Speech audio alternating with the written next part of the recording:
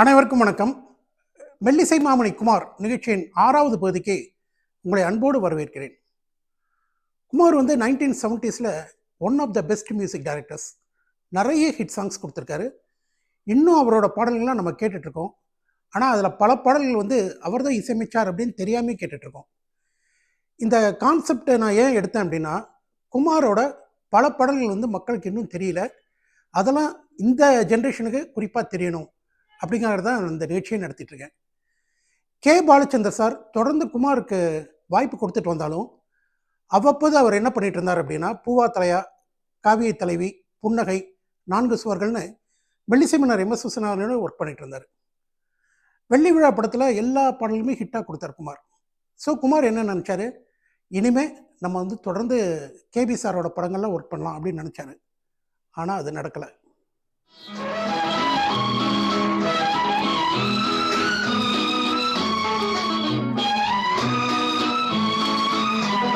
1973 வந்த அரங்கேற்றம் படம் தான் கே பாலச்சந்தர் சாரோட டைரக்ஷனில் வி குமார் இசையமைச்ச கடைசி திரைப்படம். அதற்கான காரணம் என்ன அப்படின்னு தெரியல.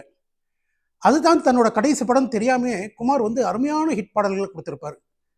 குறிப்பாக எஸ்பிபி சுசிலா பாடிய ஒரு ஹிட் பாடல் வந்து ஆரம்ப காலத்தில் அது இருக்கும். இந்த பாடல் வந்து மிக மிக இனிமையாக கொடுத்துப்பார் குமார்.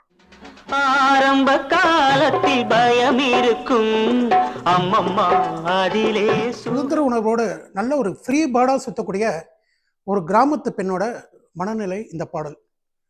சிரிப்பில் வந்து இத்தனை வகை இருக்கா அப்படின்னு கேட்க வைக்கக்கூடிய பாடல். குமாருக்கு மிகவும் பிடித்த பாடகி பி சுசிலா இந்த பாட்டை மிக இனிமையாக பாடியிருப்பார்.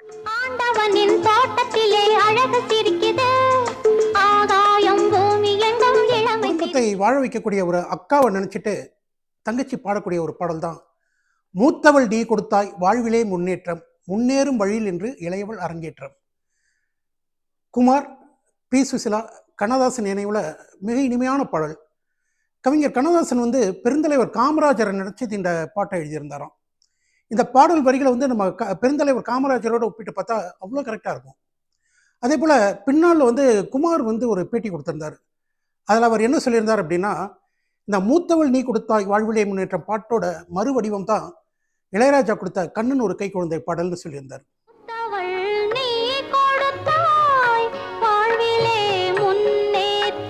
அரங்கேற்றம் படம் ரிலீஸ் ஆயிட்டு எல்லா பாடலுமே ஹிட்டு. சில மாதங்கள்லேயே பார்த்தா குமாரோட வீட்டுக்கு எதிரிலேயே கே பாலச்சந்தர் சாரோட யூனிட் வந்து ஷூட்டிங் வந்திருந்தாங்க. அவர் வீட்டுக்கு எதிர்க்கே ஷூட்டிங் நடந்தது. ஆனாலும் வீட்டை விட்டு வெளியே வந்து அவங்களெல்லாம் பார்க்கக்கூடிய மனநிலையில் குமார் இல்லை. நம்ம எல்லாமே நல்ல பாடல்கள் தானே கொடுத்தோம், ஏன் நம்மளை புறக்கணிக்கிறாங்க, ஏன் திரும்ப எனக்கு வாய்ப்பு கிடைக்கல? இது மட்டும் தான் குமாரோட மனசில் இருந்த கேள்வியாக இருந்தது.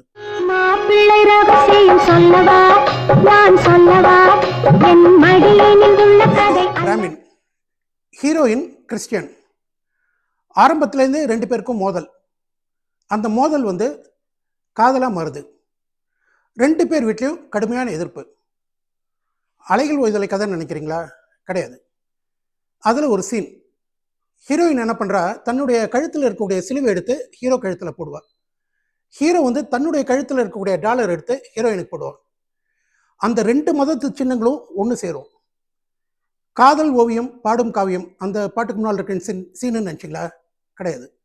இது வந்து ராஜநாகம்னு ஒரு படம், ஸ்ரீகாந்தும் சுபாவும் நடித்த படம். இதில் தான் இந்த காட்சி.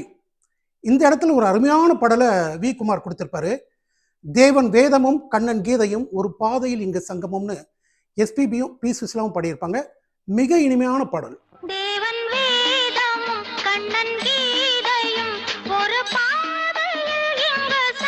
ராஜநாகம் படத்தில் ஸ்ரீகாந்துக்கு ஒரு நல்ல கேரக்டர், ஒரு முரட்டுத்தனமான ஸ்டூடெண்ட் அவர்.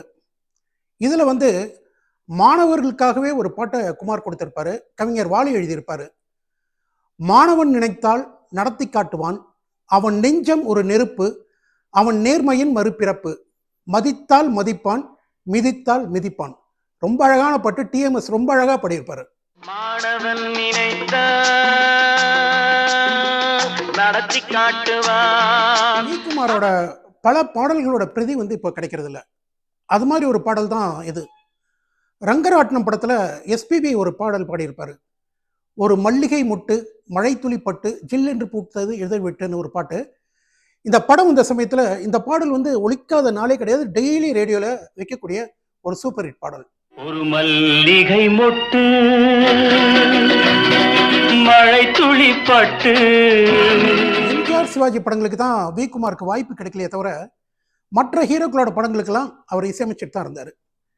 1975ஆம் ஆண்டு வந்த படம் இது. இந்த படத்தில் ஒரு பாடல்.